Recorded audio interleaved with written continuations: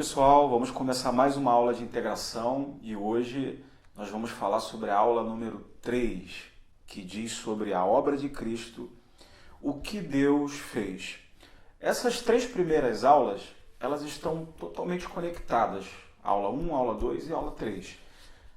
Primeiro a gente viu quem é Jesus, que Jesus realmente é Deus, o Filho de Deus, né, quem ele era no céu, o que aconteceu, né, para ele ter vindo aqui para o mundo. A gente deu uma passada nisso aí. Aí falamos também sobre o homem, quem é o homem, a situação do homem, o que aconteceu com o homem e a consequência do pecado do homem, né? O pecado, ele veio, separou o homem de Deus, colocou o homem numa situação muito difícil de morte, morte espiritual, morte física. Então, se você não viu as aulas anteriores, por favor, dá uma olhadinha na aula 1, na aula 2. E hoje a gente vai falar sobre essa obra, né? Essa obra que Cristo fez. Então, a gente começa a nossa aula com o texto de Romanos 3, 23. Eu estou aqui com a minha apostila, quem tiver, dá uma acompanhada, que vai dizer: porque todos pecaram e destituídos estão da glória de Deus. A gente precisa entender que o homem, ele estava totalmente separado de Deus, numa condição de pecado, distante, numa morte espiritual e separado, distanciado de Deus, sem comunhão. O nosso pecado nos distanciava de Deus. Então, Jesus vem, nos reconcilia, nos faz ficar em paz com Deus e a partir de agora também todo aquele que crer nele, todo aquele que acredita no sacrifício dele, se entrega para ele, pode-se dizer que é um filho de Deus e que tem direito também à vida eterna, por causa do sacrifício que Jesus fez. Então, existe uma pergunta que está por aí, que a gente ouve, às vezes até sem querer, e às vezes as pessoas perguntam isso até sem querer, que é o seguinte: por que Jesus nos salvou? Por que ele veio? Será que existia alguma coisa que ele viu em nós? Será que existe uma coisa boa que ele viu em nós? Será que ele olhou para a gente e falou assim: olha, tem salvação para esse pessoal, de repente se eu forçar uma situação eles vão ficar muito bons? Não existe isso. Nós éramos maus, somos maus, estávamos mortos nos nossos pecados e delitos. Não existia mérito nenhum em nós e ainda não existe. Mas mesmo assim ele veio. Então ele veio porque ele nos amou. Deus amou o mundo de tal maneira, de uma maneira tão profunda, que deu o seu Filho, o seu único Filho, para que todo aquele que nele crê não pereça, mas tem a vida eterna.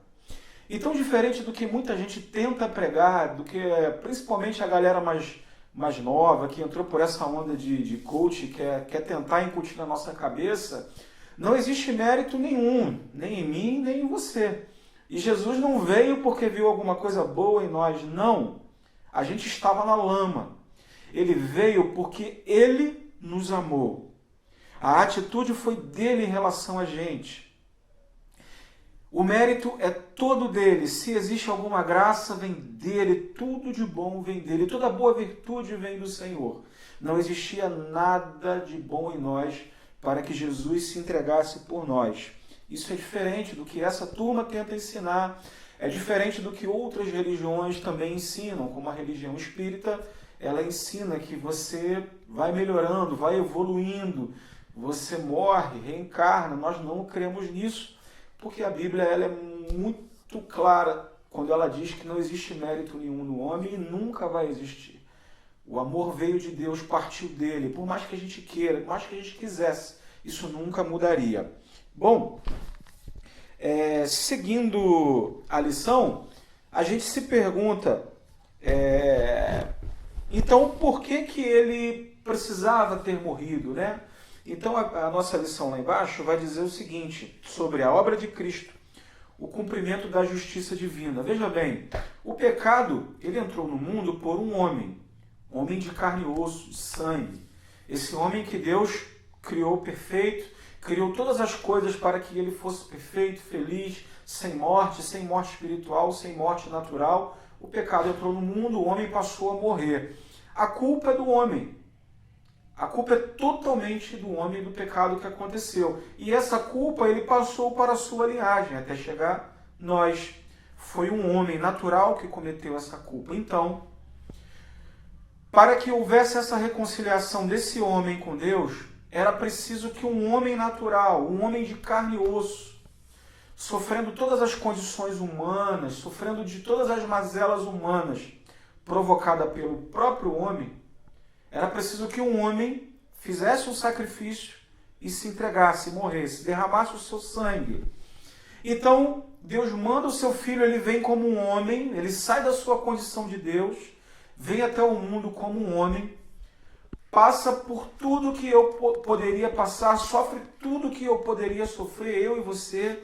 Ele sentiu dores, ele sentiu aflições, sentiu desejos, sentiu angústia, chorou, sofreu. Ele passou tudo que um ser humano normal pode passar e em momento nenhum ele pecou. Em momento nenhum ele transgrediu. Em momento nenhum ele feriu a santidade de Deus. Então, quando Jesus se coloca dessa forma, como um homem de carne e osso, sofre tudo isso e vai até a cruz e é morto e o seu sangue é derramado, então ele, como um homem natural, ele faz tudo o que nenhum homem natural conseguiu fazer, derrama seu sangue e paga o preço. Precisava ser um homem natural.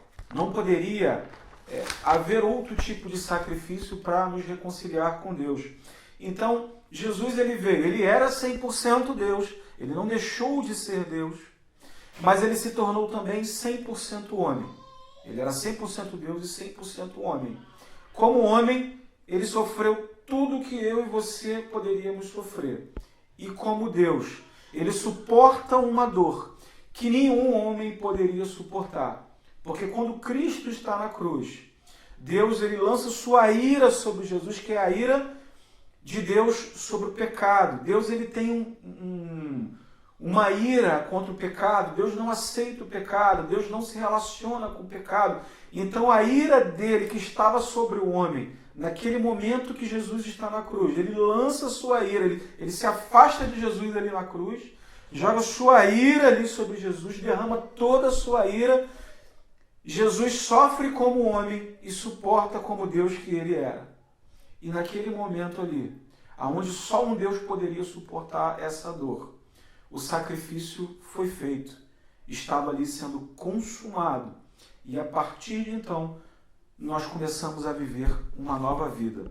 Uma vida de gente reconciliada com Deus, em paz com Deus, usufruindo da salvação que ele nos deu.